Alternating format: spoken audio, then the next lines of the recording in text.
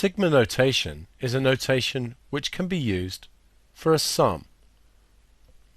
This expression here is a short way of writing a sum.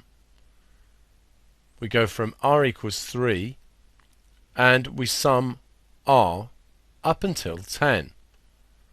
So this is 3 plus 4 plus 5 plus 6 plus 7 plus 8 plus 9 plus 10, and we stop at 10 because the top limit is 10.